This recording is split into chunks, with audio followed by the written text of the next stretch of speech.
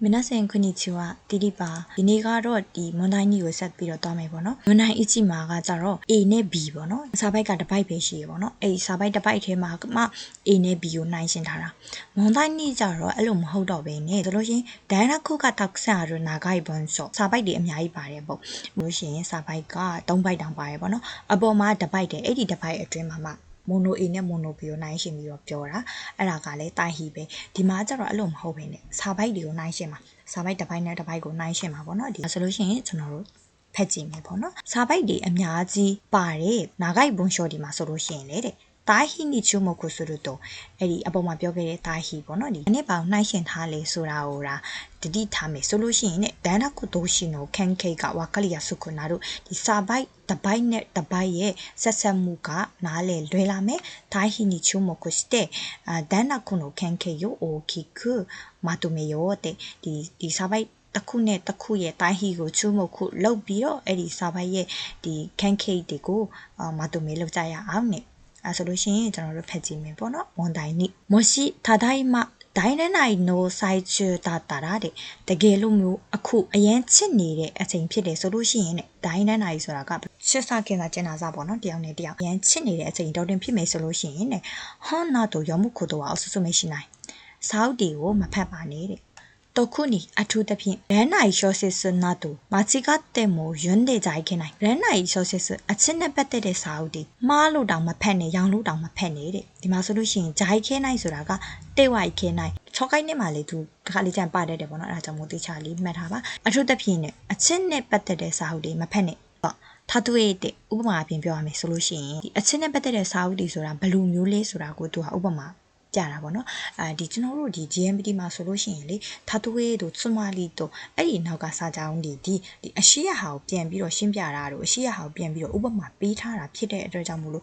တကယ်လို့မို့လေကိုကဒီထားသွေးတို့စွမလီတို့ရဲ့အရှိရစာကြောင်းရဲ့အဓိပ္ပာယ်ကိုဒါသိရဆိုလို့ရှိရင်အဲ့ဒီထားသွေးရဲ့နောက်ကစာကြောင်းတွေဖတ်ရမလို့ဒါကိုကြော်ပြီးတော့ဒီဟာကိုတန့်ပြီးတော့ဖတ်လို့ရတယ်ဒီတိပဲဖတ်ပါဟုတ်ပြီဒါငါနားလေတယ်ဒီစာအုပ်တွေကိုမဖတ်နဲ့အချင်းတွေတော့ဒီမှာစာအုပ်တွေကိုမဖတ်နဲ့ဘယ်လိုစာအုပ်တွေလဲဆိုရင်အချင်းနဲ့ပတ်သက်တဲ့စာအုပ်တွေအဲ့ဒီစာကြောင်းနှစ်ခုတော့ကိုကနားလေဆိုရင်ဒီတာသွေးနောက်ကဟာလုံးဝကြော်လိုက်လို့ရတယ်ကြော်ပြီးမှဒါကိုတော့ဖတ်လို့ရတယ်ဒါတပည့်ဥပမာပြောရမယ်ဆိုလို့ရှိရင်ねバルザクの谷間の湯にのような純愛小説の作を持ってきてもဥပမာပြောရမယ်ဆိုလို့ရှိရင်ねバルザクရဲ့谷間の湯လိုမျိုး純愛小説ဆိုတာမှကျွန်တော်ရေးပြထားတယ်ပေါ့နော်အမှဒီအိုက်တဲ့ကိုထိုက်ဆဲဆိုနေအမိုးခင်မို့ကြည့်တကယ်ကိုမှတစ်ဖက်လူကိုဒီမျက်မျက်နူးနူးတွေးပါတယ်ဆိုတဲ့ခံစားချက်နောက်မှရေးပြထားတယ်ပေါ့နော်အိုခါနေတို့မိသားမေးစာနာခုတဲ့ဒီပတ်စံကြောင့်မို့ချစ်တာလည်းမဟုတ်ဘူးဒီရုပ်ရည်ကြောင့်မို့ချစ်တာလည်းမဟုတ်ဘဲနဲ့တကယ်ကိုမြင့်မြတ်နုံလို့ချစ်ပါတယ်ဆိုတဲ့အကြောင်းကိုရေးထားတဲ့ဝတ္ထုဟုတ်လေအဲ့လိုဝတ္ထုမျိုးတွေတဲ့ခေဆက်ခုဆိုတာကကြတော့စိုက်ခုတွေပဲလို့နိုစကုဟင်အကောင်ဆုံးဒီဝတ္ထုတွေပေါ့နော်နောက်တစ်ခုကကြတော့တိုရူစတိုီရဲ့တဲ့အန်နာခါလီနီနာနိုယောနာဒီစာအုပ်တွေပေါ့ဒီကအဓိပ္ပာယ်မသိတယ်ဘာမှဖြစ်ဘူး။အော်ဟုတ်တယ်ဒီစာအုပ်တွေအဲ့လိုစာအုပ်တွေရဲ့တဲ့ဖူလင်းရှော့ဆက်စနိုကန်ဆာကိုမိုတက်ခိတယ်မို့ဖူလင်းဆိုတာကကြတော့ဖောက်ပြန်တဲ့ဝတ္ထုတွေစစ်နဲ့ပတ်သက်တယ်ပေါ့နော်အရန်ကိုချက်ပါတယ်ဆိုပြီးတော့အဲ့လိုဝတ္ထုတွေနောက်တစ်ခုဖောက်ပြန်တဲ့ဝတ္ထုတွေအဲ့လိုဝတ္ထုတွေဘလောက်ထိပဲကောင်းနေပြောချစ်နေတဲ့အတော်တွင်မှာဆိုရင်အဲ့ဒီစာအုပ်တွေကိုမဖတ်နေတဲ့အာနာတာကမင်းကဂဲ့နီမူချူတဲ့ဥချီခွန်ဒေရိုရန်နိုင်နိုနာမရှိထိုက်ခံဒီခူရာပဲတာအဲ့ဒီစာအုပ်တွေကမင်းအခုလက်ရှိဖြစ်နေတဲ့မူချူဆိုတာမင်းကအယူမှုဖြစ်နေရပါတော့အဲ့ဒီအချစ်မှာမင်းအခုလက်ရှိဖြစ်နေတဲ့နာမရှိထိုက်ခံဆိုတာကမင်းရဲ့လက်တွေ့ဘဝအခုလက်တွေ့ဘဝမှာချစ်နေရတဲ့အတွေ့အကြုံမင်းချစ်နေတဲ့အတွေ့အကြုံနဲ့နှိုင်းယှဉ်မယ်ဆိုလို့ရှိရင်ねイロハセテシマに違いないからだအယောင်မှိန်သွားမှာဥပမာပြောရမယ်ဆိုလို့ရှိရင်ကိုယ့်ရဲ့လက်တွေ့ဘဝအတွေ့အကြုံအရန်ချစ်နေတဲ့အတွက်ကြောင့်မလို့အဲ့ဒီအရန်ချစ်နေတဲ့အတော်အတွင်းမှာဆိုရင်အဲ့ဒီစာအုပ်တွေကကိုယ့်ဘဝလက်အတွေ့အကြုံတွေနဲ့နှိုင်းယှဉ်မယ်ဆိုလို့ရှိရင်ねဒီမပြောပါလောက်ဘူးအယောင်မှိန်သွားမယ်ပေါ့ကွယ်နီချီဂိုင်းနိုင်ဆိုတာကဖြစ်မှာမလွဲဘူးပါတီရေပေါ့နော်နီဆူဂီနိုင်တို့နီချီဂိုင်းနိုင်တို့နီဆူဂီနိုင်တို့ဆိုတာဖြစ်မှာမလွဲဘူးတိကျပေါက်ပဲအဲ့ဒါလေအဲ့ဒီဟာတွေကစာရေးသူရဲ့အမြင်ကိုပြောတာစာရေးသူရဲ့အမြင်ကိုပြောတာဖြစ်တဲ့အတွက်ကြောင့်မို့အဲ့ဒီဟာလေးပိုင်းစာရေးသူကဒီလိုတွေးနေတာပါလားဆိုတာသိရမယ်ပေါ့နော်ဟုတ်ပြီဒါဆိုရင်တစ်ပိုက်လုံးကိုမတူမဲလုပ်မယ်ဆိုလို့ရှိရင်အရန်ကိုမှချစ်မြတ်နူးတွေပါတယ်ဆိုတဲ့အတော်တင်မှာအချစ်နဲ့ပတ်သက်တဲ့စာအုပ်တွေကိုမဖတ်နဲ့ဒါသိရင်ရပြီဒီဆရာကြီးကဘာလဲအဲ့ဒါကြီးမဖက်လေရတယ်ခါလေကျရင်ဒီတာတိုရဲ့နောက်တို့စွန်မာလီတို့အနောက်ကဟာကြီးဖက်လိုက်လို့လေကိုနားလေနေတဲ့ဟာရှုပ်သွားတဲ့အခြေအနေမျိုးတွေရှိတယ်အဲ့ကြောင့်မို့လို့ဒီဖြစ်နိုင်တာတိုရဲ့နောက်ကဟာကြီး ဆောင်မှုမှာမဖက်လေရတယ်ပေါ့နော်အဲဆိုရင်နောက်တစ်ခုဆက်သွားမယ်မာတာလာပြီမာတာဆိုတာကကြတော့ plus ရဲ့အဓိပ္ပာယ်ဖြစ်တဲ့အတွက်ကြောင့်မလို့အပေါ်မှာကစာအုပ်ဖတ်တာမကောင်းဘူးလို့ပြောထားတယ်အဲဆိုတော့မာတာနေဆက်ထားတဲ့အတွက်ကြောင့်မလို့အောက်မှာလည်းအဲ့ဒါကိုခူးဝိုင်းလုပ်ပြီးတော့စာအုပ်ဖတ်တာမကောင်းဘူးဆိုရပဲထက်လာမှာအဲဆက်လိုက်မယ်ရန်နိုင်စွနိုအိုက်တင်နိုခွဲပြီးတော့နိကိုယ့်ရဲ့ချစ်သူပေါ့နော်ကိုယ့်ရဲ့ချစ်သူကိုတဲ့ဟွန်းတို့ဟာနာရှိနာတို့ရှီခခေတေဝိုင်ခေနိုင်ရှီခခေလို့ဆိုတာက自分から何かを始めることကိုကနေပြီးတော့စလုပ်တာအဲဆိုတော့ကိုယ့်ရဲ့ချစ်သူကိုစာအုပ်အကြောင်းကိုလည်းတွားပြီးတော့မပြောနဲ့ဒီမှာဆိုရင်ထထွေးနောက်ကဆက်မဖက်လဲရပြီစာအုပ်ပထမပိုက်ကစာအုပ်တွေမဖက်ဒုတိယပိုက်ကအဲ့ဒီစာအုပ်အကြောင်းကိုချစ်သူကိုလည်းတော့မပြောနဲ့ဥပမာပြောရမယ်ဆိုလို့ရှိရင် UNG に行って待って恋人とジェットコースターに乗って遊ぶことに比べたら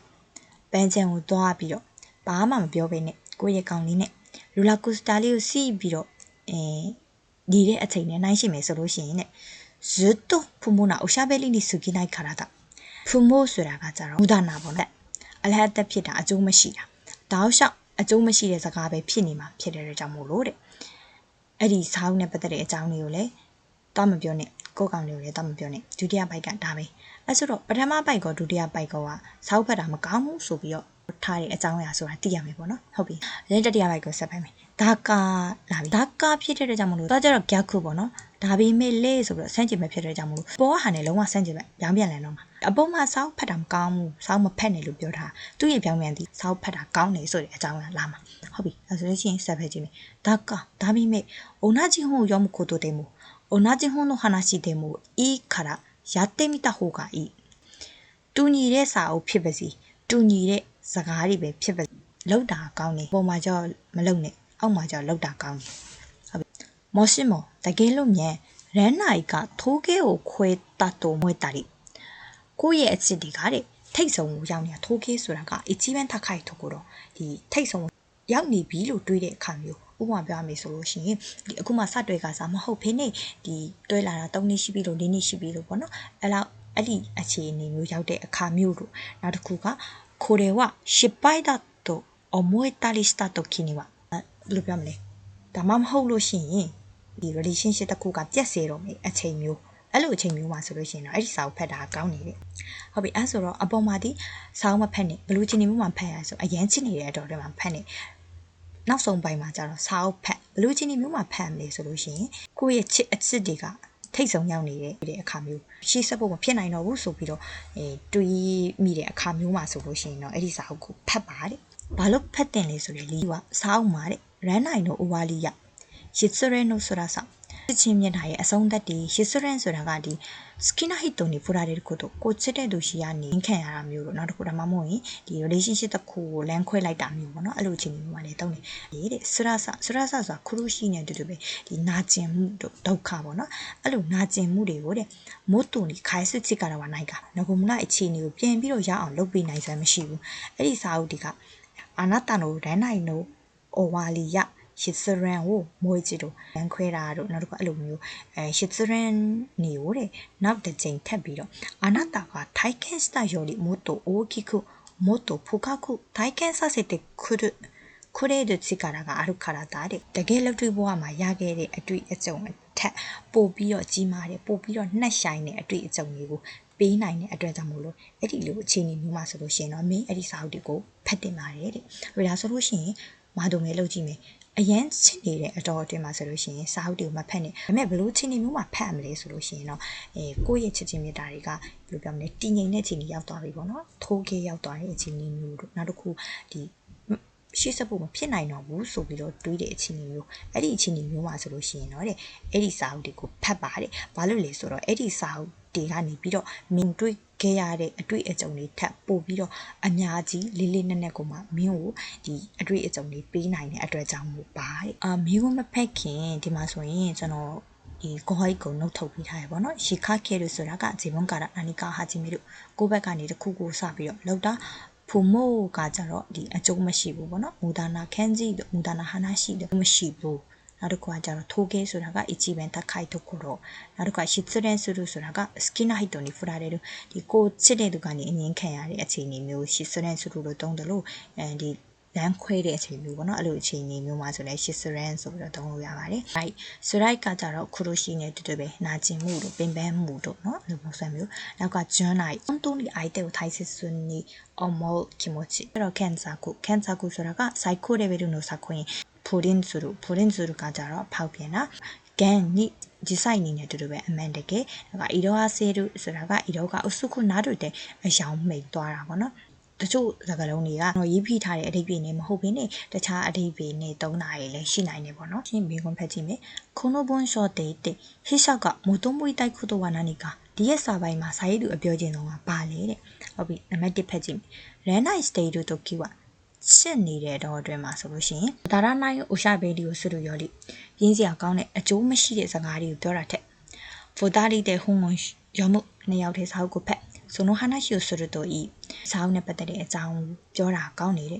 ့ဒါကလုံးဝဆန့်ကျင်ပဲကြီးဗျပထမစာပိုင်းမှာဆိုလို့ရှိရင်စာအုပ်တွေကိုမဖက်နဲ့လို့ပဲသူကပြောတာချစ်နေတဲ့တော့တဲ့မှာဒီမှာချစ်နေတဲ့တော့တဲ့မှာစာအုပ်ကိုမဖက်နဲ့အဲ့ဒီစာအုပ်ကြောင်းလည်းမပြောနဲ့လို့ပြောထားတဲ့ကြောင့်မို့နံပါတ်1ကလုံးဝမဖြစ်နိုင်ဘူးနံပါတ်2ဆက်ဖက်ကြည့်မယ်ရန်နိုင်ရှော့စစ်စနိုကေဆာကိုရုံတော့ဒီအချင်းနဲ့ပတ်သက်တဲ့ဒီစာအုပ်ပေါ့နော်စာအုပ်တွေကိုဖတ်မယ်ဆိုလို့ရှိရင်伊藤မာနဘုကုတိုကတဲ့ခိရုからအမျိုးမျိုးတည်ယူနိုင်တဲ့အတွက်ကြောင့်မို့လို့ရန်နိုင်ဆွနိုဟီတိုချစ်နေတဲ့သူတွေချစ်နေတဲ့တော့တွင်ကဟောယွန်တာဟိုကကြီးစာအုပ်ဖတ်တာကောင်းနေတယ်ဒီမှာ तू ကချစ်နေတဲ့တော့တွင်မှာမဖတ်နဲ့လို့ပြောထားတယ်ဖတ်လို့ပြောရမှာမဟုတ်တာအားကြောင့်မို့နံပါတ်2ကလည်းမဖြစ်နိုင်နံပါတ်3ရန်နိုင်ကို state ဟီတိုကချစ်နေတဲ့သူတွေကတဲ့ဟောယွန်မနိုင်ဟိုကကြီးဒီဆောင်းမဖက်တာကောင်းပေမဲ့လေရန်နိုင်က 終わりそうだと思ったらဒီရှေ့ဆက်ဖို့မဖြစ်နိုင်တော့ဘူးဆိုပြီးတော့တွေးတဲ့အခါမှာဆိုလို့ရှိရင်တော့ယော်လီထိုင်ခန့်ကိုပူကောက်တာမင်းကြီးပေါ့နော်အတွေ့အကြုံတွေပို့ပြီးတော့ဟိုအတွက်ကြောင့်မို့လို့ဟွန်းရုံတော့ဤစောင်းဖက်တာကောင်းနေဟုတ်ပြီဒါကကြိုက်တယ်ဗျာချစ်နေတဲ့တော့ဒီမှာစောင်းမဖက်နေဒါပေမဲ့ဒီဟွန်းဖြစ်နိုင်တော့ဘူးဆိုပြီးတော့တွေးတဲ့အခါမျိုးမှာတော့ကိုယ့်ရဲ့လက်တွေ့ဘဝထက်အတွေ့အကြုံတွေထပ်ပို့ပြီးတော့နှက်ဆိုင်တဲ့အတွေ့အကြုံတွေရဖို့အတွက်စောင်းကိုဖက်လို့ပြောထားတဲ့အတွက်နံပါတ်3ကမှန်တယ်ပေါ့နော်ဒါပေမဲ့နံပါတ်4ကိုဆက်ဖက်ကြည့်မယ်ရန်နိုင်ချွန်းတော့ဟီတော့ချစ်နေတဲ့သူဒီကားတဲ့ဟွန်းရုံမှုဟစ်စေဝနိုင်ကဒီစာအုပ်ကိုဖတ်ဖို့မလိုအပ်ပေမဲ့လေရန်နိုင်ကဝါလီဆိုတာတော့မူတာရှစ်စပုံဖြစ်နိုင်တော့ဘူးဆိုပြီးတော့တွေးတဲ့အခါမျိုးမှာတဲ့ရှစ်စရက်နုခရုရှိစာကိုယာဝရဂေတုထားမင်းကြီးလမ်းခွဲလိုက်ရတဲ့နာကျင်မှုကိုတဲ့နာကျင်မှုကိုဖြေလျှော့နိုင်ဖို့အတွက်ဆိုတဲ့အဓိပ္ပာယ်မျိုးပေါ့နော်အဲစာအုပ်ကိုဖတ်တာကောင်းနေတဲ့သူပြောတာအဲ့လိုမဟုတ်ဘူးဗျာသူစာအုပ်တွေကိုဖတ်တာတော့ဖတ်ရမယ်ဒါပေမဲ့ဘာလို့ဖတ်ရလဲဆိုတော့နာကျင်မှုတွေကိုဖြေလျှော့ဖို့ဖက်ရတာမဟုတ်ဘဲနဲ့ဒီနောက်ဆုံးမှာသူရေးထားတာကကြတော့လက်တွေ့ဘဝမှာတွေ့ကြုံနေရတဲ့အတွေ့အကြုံတွေထပ်ပို့ပြီးတော့နှက်ဆိုင်တဲ့အတွေ့အကြုံတွေကိုရကျင်ဖတ်ခိုင်းတာဖြစ်တဲ့အတွက်ကြောင့်မို့လို့နံပါတ်4ကလည်းမားတယ်ပေါ့နော်ဒါကြောင့်မို့လို့သူရဲ့အဖြေကဆန်ပါရှင်သူကအောက်မှာမတူမယ်လုပ်ပေးထားတယ်ပေါ့နော်အတူကနေပြီးတော့စဉ်းစားမယ်ဆိုလို့ရှိရင်သူရဲ့ထဲမှာကရန်နိုင်တော့တခုရှော့အချစ်နဲ့ပတ်သက်တဲ့အကြောင်းနောက်တစ်ခုကအချစ်နဲ့စာဖတ်ခြင်းပေါ့နော်ပထမစာပိုင်းမှာဆိုလို့ရှိရင်မို့စီဒန်နာနိုင်の最中だったらဟောင်းကိုရှောင်းမခေါ်တော့အဆူဆမဲရှိနိုင်ချစ်နေတဲ့တို့မှာဆမ်ဖတ်ပါနဲ့ဒုတိယစာပိုင်းမှာဆိုလို့ရှိရင်ခုနကကျွန်တော်ပြောခဲ့တဲ့မာတာနဲ့ထက်ဆက်တာဖြစ်တဲ့အတွက် तू က plus ပဲလာမှာပေါ့နော်အဲ့ဒါဖြစ်တဲ့အတွက်ဒီအရှိရဲ့အကြောင်းအရာပဲထပ်ပေါင်းပြီးပြောတာပဲလာမှာဖြစ်တဲ့အတွက် तू ကတော့ဆန့်ကျင်ဘက်မဖြစ်နိုင်ဘူးပေါ့နော်အဲ့ဆို तू ကအုပ်စုတစ်ခုလေးဖြစ်သွားတယ်။လမ်းလိုက်ချင်းတို့အဲ့တဲ့တို့ခေါ်ပြီးတော့နိဟွန်နိုဟာနာရှိတော့ရှိကခဲ့တဲ့ဟွန်နိုဟာနာရှိနာတို့ရှိကခဲ့တဲ့ဝိုက်ခင်လာအဲ့ဒီစာအုပ်ဒီအကြောင်းကိုလေတခြားသူမပြောပါနဲ့အဲ့ဒါနဲ့လုံးဝဆန့်ကျင်ဘက်ကဒီမှာလာပြီဒါက同じ本読むことでも本の話でもやってみた方がいいစာအုပ်ဖတ်တာကောင်းနေဆိုတာဘယ်လိုအခြေအနေမျိုးမှလဲဆိုလို့ရှိရင်もしも恋愛が峠を越えたと思ったり失敗だったと思ったりした時မှာတော့အဲ့ဒီစာအုပ်ကိုဖတ်တင်ပါတယ်တဲ့အဲ့ဒါနောက်ဆုံးပိုက်ကကျတော့ဘာလို့ဖတ်တင်ပါလဲဆိုတဲ့理由ကိုပြောထားတာပေါ့နော်အဲ့ဒီစာအုပ်ကနေပြီးတော့もっと深く体験させてくれる力があるからだဆိုပြီးတော့ဘာလို့ဖတ်တင်ပါလဲဆိုတဲ့理由ကိုပြန်ပြောထားတာပေါ့နော်ဒီစာရိုက်တစ်ပိုင်းလုံးကိုမတူမဲလုပ်လိုက်မယ်ဆိုလို့ရှိရင်လမ်းနိုင်ကိုစတေတို့တို့ခေဝချစ်နေတဲ့တော့တဲ့မှာဟွန်ယွန်းတာစာအုပ်ကိုဖတ်တာတို့ခွိပြီးတုန်ဒီဟွန်တို့ဟာနာရှိကိုစတာလီစနိုင်ဟုတ်ကဤဘလူချင်းနီမျိုးမှာဖတ်ရမလဲဆိုလို့ရှိရင်လမ်းနိုင်ကဝါလီဆိုနာတို့ခိယဝါတာတို့ခိဝそれをより深く体験できるので本を読むといいってဒါကတော့ဒီကျွန်တော်ခုနပြောထားတဲ့ဟာကိုပြင်ရှင်းထားတာပေါ့နော်まただからしかしだからとなどの接続表現何々からだなどの理由を示す表現はတဲ့တန်နာခုနိုကန်ကေယုစကမှုဖိုက်တိုဒီစကားဆက်လေးတွေပေါ့နော်ဒီဆက်စုစုခုလေးတွေကစာပိုက်ရဲ့အဓိက point လေးတွေဟုတ်ပြီဒီမှာဆိုလို့ရှိရင်ကျွန်တော်တို့ဒုတိယစာပိုက်မှာဆိုလို့ရှိရင်ဒီမှာပေါ့နော်မာတာပေါ့နော်မာတာကိုမြင်လိုက်တာ ਨੇ အနောက်ကဟာဒီမဖတ်သေးချင်း ਨੇ ဩဒါအဘောအကျိုင်းရအောင်ထပ်ပါမှုပြောမှာပါလားနောက်တစ်ခုကဓာကဖြစ်တဲ့ကြောင့်မလို့ဩ ဒါကအပေါ်ကအကြောင်းအရာကိုပြောင်းပြန်လဲတော့မှာပါလားဆိုတာကိုသိရမယ်ပေါ့နော်အဲ့ဒါလေးဒါသိမယ်ဆိုလို့ရှိရင်ဖြေကိုဒီမြန်မြန်ဆက်ဆက်နဲ့လွယ်လွယ်ကူကူရွေးလို့ရတယ်ဆိုပြီးတော့ပြောထားတာပေါ့နော်ဟုတ်ပြီဒါကတော့ဒီမွန်တိုင်းလေးပါဒီနေ့ဒီလောက်ပါပဲနောက်ရမွန်တိုင်းဆန်ကိုဆက်ပြီးတော့တွားမယ်ပေါ့နော်